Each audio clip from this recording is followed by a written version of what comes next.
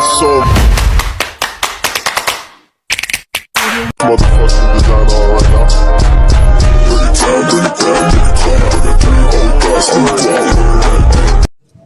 Ayan po, pupunta tayo dito sa likod ng ating bahay. Welcome po sa ating mini aviary. Ayan po, magpapakain tayo ng mga alaga nating ibon.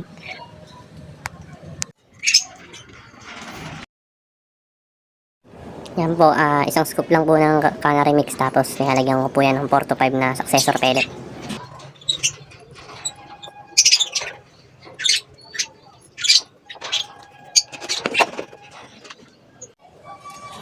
Ito pala yung pagkain ng may inakain natin na breeder.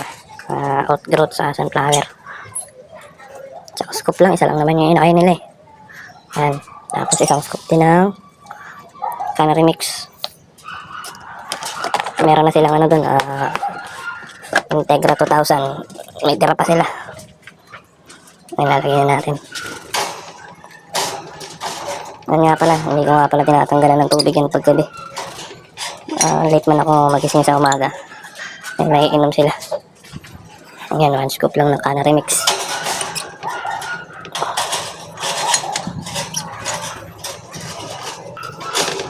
Ayan, silipin natin yung inakain nila. Katok muna tayo. Ayan nga pala yung hen. Fire blue. Saka isang pastel yellow. Ayan nila.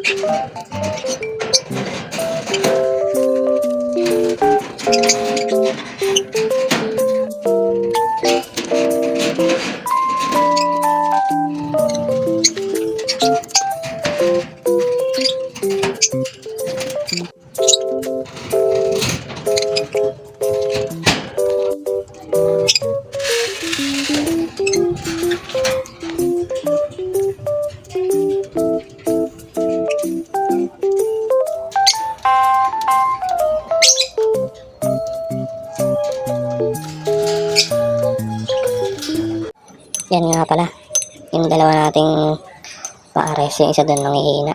Hindi ko naniniwala yung may sakit, sinama ko na lang. Tapos nilagyan ko rin ng onting dextrose powder. Ayan, turquoise natin. Turquoise Parblo Opa.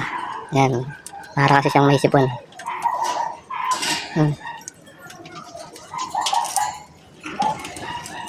Basa yung ano niya, yung sa may toka niya, sa may ilong. Ito nga pala yung pinapainom natin sa umaga. Tapos sa hapon naman, Vitamin Pro. Ito, binili lang natin to sa Malabon. Probiotics.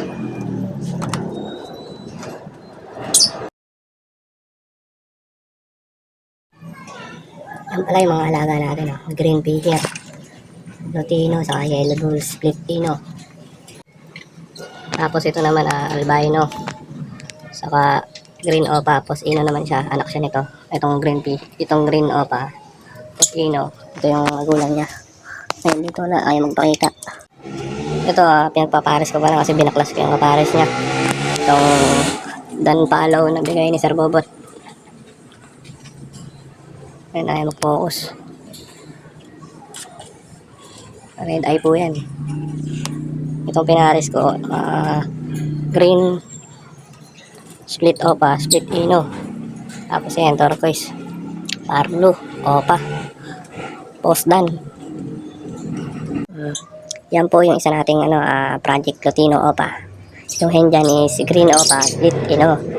Tapos yung Green New Wing Opa, Split Ino. Sana magbuka sila ng ng red eyes. Dalawa yung fertile sa itlog nila, papisa na ngayon. Ngayong week yun o kaya sa susunod. Kasi ito naman yung alaga natin parakit. Ayun yung may dilaw yung ulo. Matured na yan. Siguro nasa 5 taon na yan. Tapos ito naman yung kaya silang Green Opa, yung hen lang yung Split Ino dyan. Babaklasin ko yan. Ito yung papares ko yun nandun sa taas. Yung Green Split Opa, Split Ino, baka makapagpalabas tayo na Lutino Opa. Yan lamang po.